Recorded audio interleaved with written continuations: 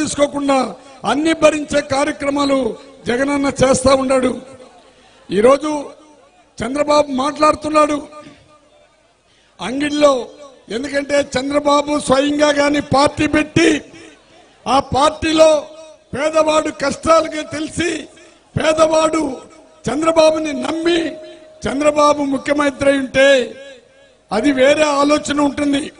కాంగ్రెస్ లో ఉంటూ ఎన్టీ రామారావు పైనే పోటీ చేస్తానని ఒక దౌర్భాగ్యాలు పలికినటువంటి చంద్రబాబు నాయుడు తెలుగుదేశానికి పోయి రామారావు పెట్టినటువంటి పార్టీని వెన్నుపోటు పొడిచి నమ్మించి నమ్మకద్రోహం చేసి వారికి సాగు కారకుడైనటువంటి ఆ పార్టీని లాక్కున్న చంద్రబాబు ఎక్కడ?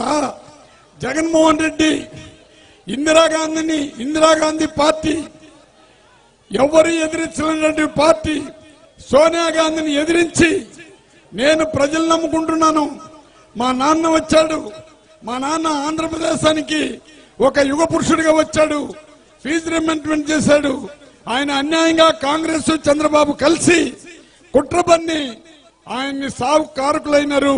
నీ పార్టీ నాకు అవసరం లేదని సొంత పార్టీ పెట్టి వాళ్ళ తండ్రి ఫోటో పెట్టుకొని ప్రజలకు వచ్చి ఓదార్పేత్ర చేసి అదే విధంగా మన మన్నలందరూ కూడా పొందినటువంటి వ్యక్తి జగన్మోహన్ రెడ్డి. ఏ రోజు కూడా జగన్మోహన్ రెడ్డి కులం చూళ్ళ, పార్టీ చూళ్ళ, మతం చూళ్ళ. చంద్రబాబు ఏమేమి చూశాడంటే ఎస్సీగా మేము పుడతామన్నాడు, బీసీలు నా మనుషులు అన్నారు. బీసీలకు చేసింది జీరో, ఎస్సీలకు చేసింది జీరో. ఎవరికి కూడా ఒక పని చేసినటువంటి దాఖలాలు కూడా లేదు. నేను చంద్రబాబు క్లాస్మేట్, నేను వారి యొక్క గుణగణాలు చెప్తే ఈ రోజంతా చెప్పవలసు. ఎవ్వరు కూడా పేదవాడంటే గిట్టనవాడు, బీసీలు ఓట్లు లాక్కున్నాడు గాని బీసీలకి ఎక్కడగానే రాజ్యసభలో కూడా ఒక సీట్ ఇవ్వలా. ఈ రోజు జగన్మోహన్ రెడ్డి గారు రాజ్యసభలో కూడా 4 సీట్లు ఇచ్చి బీసీలకి 2 యాదవాస్కి ఇచ్చి కార్పొరేషన్ వేసి బీసీలకి దాదాపు 57 నుంచి 64 కార్పొరేషన్లు బీసీలకి ఎస్సీ ఎస్టీ బీసీ మైనార్టీలకు ఇచ్చి చరిత్ర సృష్టించిన జగన్మోహన్ రెడ్డి అయితే చంద్రబాబు ఓటు దాహంతో పదవి దాహంతో ఎవరిని వెన్నుపోటు పడవాలి, ఎవరిని నమ్మించి వంచన చేయాలనే దృక్పథంతో ఆయన పోరాడుతున్నాడు. ఒకటి మాత్రం మీకు అందరికి చెప్తున్నాను, టైం ఎక్కువ అయ్యింది, దయచేసి ఒకటి ఆలోచించండి మీరు అందరూ కూడా.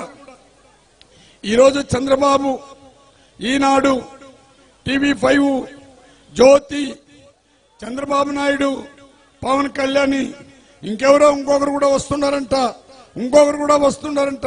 వీళ్ళందరూ ఎందుకు వస్తున్నారో ఒక తూరి ఆలోచించండి. ఈ నవరత్నాలు అనేది ప్రతి పేదవాడి ఇంటికి ఒక ఫలితం ఇస్తా ఉంది.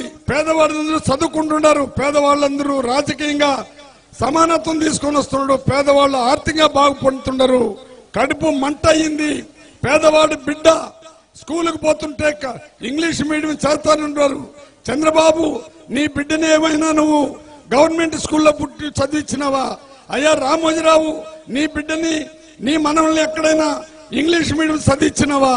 అయ్యా జ్యోతి పేపర్ అయినా నీ కడుపు మంట మాకు అర్థం కాల.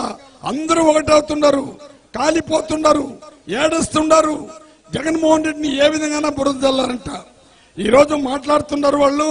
ప్రతిరోజు మీరు ఈనాడు, జ్యోతి పేపర్ చదవకుండా వదిలేస్తేనే మనకు మెంటల్ గా మనం ప్రిపేర్ అవుతాము.